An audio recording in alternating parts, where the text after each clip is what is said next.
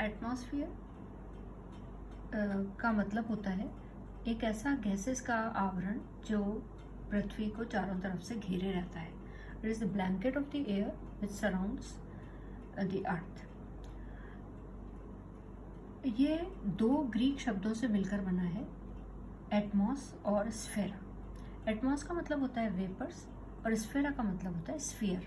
मतलब वेपर्स का स्फीयर, मतलब इसको ग्रीक भाषा में वाष्पमंडल के नाम से जानते हैं, जो वाष्प का बना हुआ एक घेरा हो जो चारों तरफ से पृथ्वी को घेरे हुए हो। Atmosphere is very dynamic in nature, means it इसमें जो चेंजेस होते हैं, इसमें जो परिवर्तन होते हैं वो काफ़ी सीजनल परिवर्तन होते हैं और कुछ घंटों में भी इसमें परिवर्तन आ जाता है। तो ये इसमें जो चेंजेस लगातार होते रहते हैं, इनकी वजह से इसको डायनेमिक कहा जाता है। पृथ्वी की सतह से ये काफ़ी हज़ारों किलोमीटर की ऊंचाई तक फैले रहते हैं और इसका जो जितना भी टोटल ये है एटमॉस्फेयर मिलके बनता है, उसका जो 99% पार्ट होता है वो धरती की सतह से लगभग 30 किलोमीटर के ऊपर की तरफ हाइट पे ही सिमट जाता है। एटमॉस्फेयर जो है पृथ्वी को क्योंकि चारों तरफ से घेरे रहता है, तो इसकी इम्पोर्टेंस भी है पृथ्वी के लिए।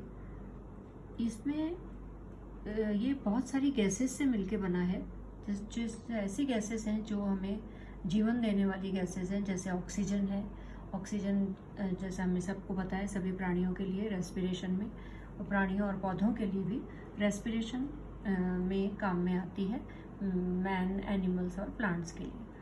और कार्बन डाइऑक्साइड दूसरी इम्पॉर्टेंट गैस है जो पौधों के लिए ज़रूरी है, जिसे पौधे प्रकाश संश्लेषण में ग्रहण करते हैं और भोजन बनाते हैं।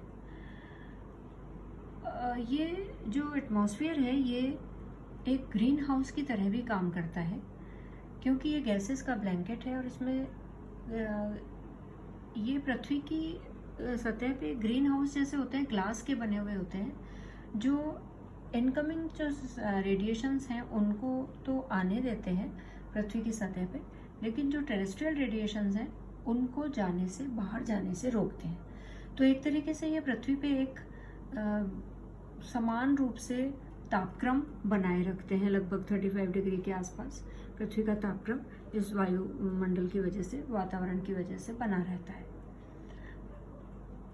ये धरती को हार्मफुल रेडिएशंस से भी बचाते हैं, क्योंकि ये ग्रीन हाउस की तरह काम कर रहे हैं, तो ये उसकी वजह से भी इसको बचाते हैं। इसमें जो ये एटमॉस्फेयर के क्यों बचाते हैं, जैसे ओजोन है, ओजोन एक इम्पॉर्टेंट गैस है और ओजोन जो है वो अल्ट्रावायलेट रेडिएशंस जो सोलर सिस्टम से आते हैं धरती की तरफ, उनको ये एब्जॉर्ब कर लेता है और उससे हमारी रक्षा करते हैं।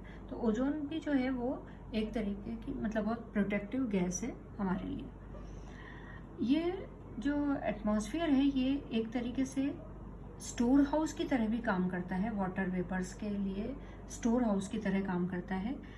वाटर वेपर्स को इकट्ठा रखता है और फिर वो बाद में कंडेंस होके प्रेसिपिटेशन के रूप में, बारिश के रूप में धरती पे हमें वर्षा के रूप में प्राप्त होते हैं। क्योंकि वाटर वेपर्स इसमें हैं तो ये, और बरसात होने में इसका उपयोग है, इसलिए ये वाटर साइकिल में भी बहुत इम्पॉर्टेंट रोल प्ले करते हैं। अब एटमॉस्फेयर जो है वो किन किन चीज़ों से मिलके बना है, composition of the atmosphere. It mainly composed of gases, water vapours और कुछ टाइनी सॉलिड पार्टिकल्स हैं जो इसमें गैसेस के बीच में सस्पेंडेड फॉर्म में पाए जाते हैं, जिनको हम एरोसोल्स भी कह सकते हैं। तो ये मेनली इन तीन चीज़ों से मिलके बना है। गैसेस में भी बहुत सारी गैसेस हैं जो एटमॉस्फेयर का पार्ट बनती हैं। उसमें से कुछ गैसेस ऐसी हैं जो नॉन वेरिएबल हैं, मतलब वो कांस्टेंट उनका अमाउंट है एटमॉस्फेयर में, और वो एक निश्चित मात्रा में एटमॉस्फेयर में पाई जाती हैं। जितनी भी गैसेस हैं उसका 99 परसेंट पार्ट, अगर हम वॉल्यूम से बात करें तो 99% पार्ट तो 3 गैसेस मिलके बना लेती हैं। उनमें से नाइट्रोजन सबसे इम्पॉर्टेंट गैस है, जो पृथ्वी के वायुमंडल में सबसे ज़्यादा पाई जाती है। लगभग 78.08% इसका है बाय वॉल्यूम। ऑक्सीजन इसके बाद 20.94% है। आर्गन 0.93% है। ये 3 गैसें मिलके ही एटमॉस्फेयर का 99% पार्ट बना लेती है। बाकी की जितनी और भी गैसेस हैं उनका रिलेटिव प्रपोर्शन अगर हम देखें तो वो इस तरीके से समझ सकते हैं। नाइट्रोजन, ऑक्सीजन, आर्गन तो हो गई।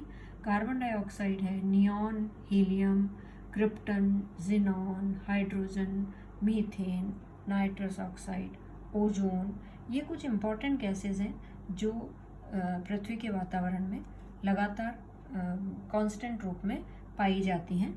इनमें से कुछ 1-2 गैसेस ऐसी भी हैं इस टेबल में जो वेरिएबल अमाउंट में है।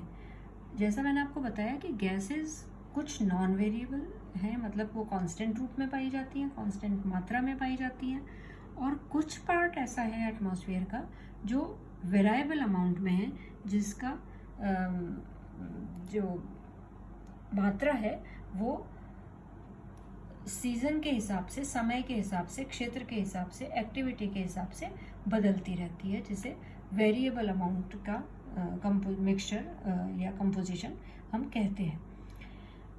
इन गैसों में कुछ इंडस्ट्रीज से रिलीज्ड गैसेस हैं, कुछ हमारी एंथ्रोपोजेनिक एक्टिविटीज़ के द्वारा उत्पन्न गैसेस हैं जो वातावरण में पाई तो जाती हैं, लेकिन उनका अमाउंट जो है वो वेरिएबल अमाउंट है। कुछ गैसेस इस जो मैंने लिस्ट ऊपर आपको दी है इसमें भी हैं, जैसे कार्बन डाइऑक्साइड है, वो लगभग 0.03% बाय वॉल्यूम पाई जाती है धरती पे, लेकिन इसका अमाउंट जो है वो कम ज़्यादा होता रहता है depending on the activities present in the area. Ozone का अमाउंट भी कुछ वेरिएबल है, नाइट्रस ऑक्साइड का अमाउंट भी कुछ वेरिएबल अमाउंट में है। इसके अलावा कुछ गैसेस जैसे कार्बन मोनोऑक्साइड है, सल्फर डाइऑक्साइड है, hydrogen sulphide, ammonia, nitric oxide, ये गैसेस भी ऐसी हैं जो कि वेरिएबल अमाउंट में पाई जाती हैं, और इनकी वजह से धरती पे अलग अलग टाइप के एनवायरमेंटल कंडीशंस मिलती हैं, हमें देखने को मिलती हैं। इन गैसेस के अलावा जो इम्पोर्टेंट कंपोजिशन या इम्पोर्टेंट पार्ट है एटमॉस्फेयर का वो है वाटर वेपर्स। वाटर वेपर्स जो हैं वो भी एक इम्पॉर्टेंट वेरिएबल पार्ट है एटमॉस्फेयर का, जो कि पूरे एयर का लगभग 4% पार्ट बाय वॉल्यूम पाया जाता है। और वाटर वेपर्स जो हैं वो और कार्बन डाइऑक्साइड बेसिकली ये मिल के एक धरती के ऊपर एक ग्रीन हाउस की तरह काम करते हैं। एटमॉस्फेयर में धरती के ऊपर ग्रीन हाउस का रोल प्ले करते हैं, और वाटर वेपर का भी सेम रोल है जो कार्बन डाइऑक्साइड का रोल है। ये एक ऐसे ब्लैंकेट के रूप में, जैसे ग्रीन हाउस में ग्लास होता है उस तरीके से पृथ्वी पे पाए जाते हैं, पृथ्वी को घेरे रहते हैं और पृथ्वी के तापक्रम को एक निश्चित तापक्रम पर बनाए रखते हैं, उसको इंसुलेट करते हैं, उसके बाहर से आने वाले रेडिएशंस को ये आने देते हैं, लेकिन जो टेरेस्ट्रियल रेडिएशंस हैं, जो लॉन्गर वेवलेंथ के रेडिएशंस हैं, उनको ये वापस बाहर नहीं जाने देते। तो एक तरीके से धरती का ये तापमान नियंत्रण का कार्य भी करते हैं। इसके अलावा कुछ सस्पेंडेड सॉलिड पार्टिकल्स हैं जो इसमें एटमॉस्फेयर में पाए जाते हैं, जिनमें डस्ट है, पोलन्स हैं, पोलन ग्रेन्स, स्मोक है, सी सॉल्ट, ऐश, जो उल्का पिंडों के टूटे हुए टुकड़े हैं, disintegrated particles of मीटियर्स, micro organisms हैं, ये भी सस्पेंडेड रूप में धरती पे पाए जाते हैं। डस्ट पार्टिकल्स जो हैं उनका एक इम्पॉर्टेंट रोल होता है एटमॉस्फेयर में, वो हाइग्रोस्कोपिक न्यूक्लियाई की तरह काम करते हैं और मतलब हाइग्रोस्कोपिक न्यूक्लियाई का मतलब इन पार्टिकल्स के चारों तरफ वाटर वेपर से इकट्ठा हो जाते हैं and they help in the formation of clouds, जो बाद में प्रेसिपिटेशन करते हैं। इसके अलावा डस्ट पार्टिकल्स जो हैं वो ऐसे लाल और ऑरेंज कलर के कुछ अच्छे से प्रभाव हमें सनराइज और सनसेट के समय जो देखने को मिलते हैं आसमान में, वो भी इन डस्ट पार्टिकल्स की वजह से दिखाई देते हैं। तीसरी जो एटमॉस्फेयर में जो गैस है वो ओजोन गैस है, जो भी बहुत इम्पॉर्टेंट गैस है, जो धरती की सतह से करीब 18 से 20 किलोमीटर के ऊपर पाई जाती है। और ये photo dissociation of oxygen molecules होता है लाइट के प्रेजेंस में, उसकी वजह से ओजोन लेयर का निर्माण होता है। और ये ओजोन लेयर हमारे लिए एक प्रोटेक्टिव लेयर के रूप में काम करती है, जो सूरज से आने वाली अल्ट्रा वायलेट रेडिएशंस को रोकती है और हमारी उनसे रक्षा करती है।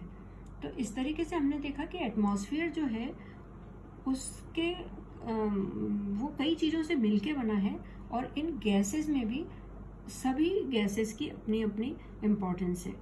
जैसे हमारी जो अब एक्टिविटीज़ हो रही हैं पोल्यूशन के रूप में, जो एंथ्रोपोजेनिक एक्टिविटीज़ हैं, उससे कार्बन डाइऑक्साइड का लेवल बढ़ा है। और दूसरी जो इम्पोर्टेंट बात है, जो वेरिएबल अमाउंट में चीज़ें पाई जा रही हैं एटमॉस्फेयर में, ये डे टू डे जो वेदर फिनोमिना है, जैसे कई जगह थंडर स्टॉर्म आ जाते हैं, कुछ तूफान आ जाते हैं, या कोहरा हो रहा है, या पाला पड़ रहा है, ये जो डे टू डे देखने वाली एक्टिविटीज़ हैं लोकल लेवल पे, जिनको हम वेदर फिनोमिना कहते हैं, ये इन वेरिएबल अमाउंट के कंपोजिशन मैटर की वजह से दिखाई देती हैं। अगर सपोज धरती पे से एटमॉस्फेयर में से ये वेरिएबल अमाउंट निकाल दें हम बाहर, और ये सपोज जो भी गैसेस हैं जो फिक्स्ड अमाउंट में पाई जा रही हैं, अगर वही होती तो पूरे वर्ल्ड में सारे ज्योग्राफिकल रीजन्स में लगभग एक जैसा जो वातावरण है या जो क्लाइमेटिक कंडीशंस है वो लगभग एक जैसी पाई जाती। तो इस तरीके से जो एटमॉस्फेयर है वो बहुत डायनेमिक कहलाता है, क्योंकि इसमें कुछ ना कुछ चेंजेस हमेशा चलते रहते हैं ड्यू टू एंथ्रोपोजेनिक एक्टिविटी और सम नेचुरल एक्टिविटीज़। ये वेरिएबल अमाउंट जो है वो हमेशा चेंज होता रहता है। Thank you.